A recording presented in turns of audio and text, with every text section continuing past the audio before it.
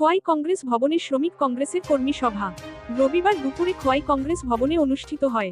All Tripura অসংগঠিত শ্রমিক কংগ্রেসের জেলা ভিত্তিক কর্মী সভা।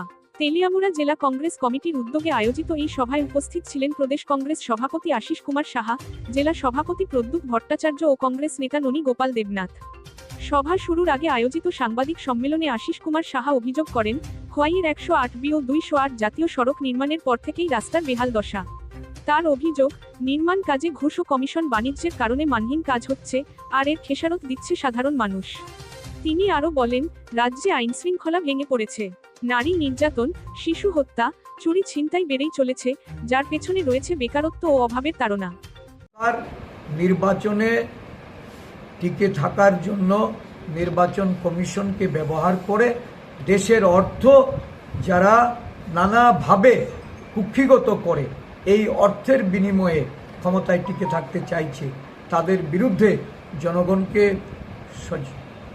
জাগ্রত করে, তাদেরকে সতর্ক করে দেশের জননায়ক রাহুল গান্ধীজি সারা রাজ্যের জনগণের কাছে, সারা দেশের জনগণকে ঐক্যবদ্ধ হওয়ার আহ্বান রেখেছেন।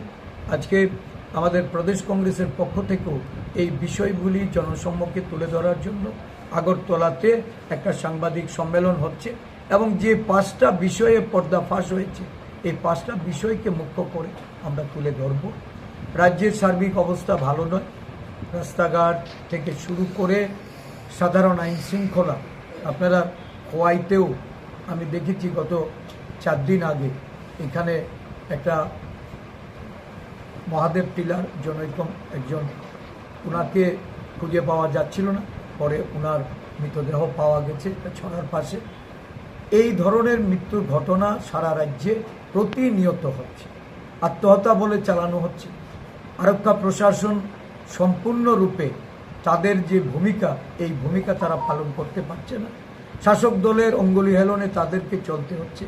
সারা রাজ্য জুড়ে নারী ধর্ষণ, নারী খুন, নারীর উপর শ্লীলতাহানির অভিযোগ সারা রাজ্যব্যাপী এগুলি সংগঠিত হয়ে চললেও শাসক দলের ছত্রছায়া থেকে এগুলি থেকে পার পেয়ে যাচ্ছে।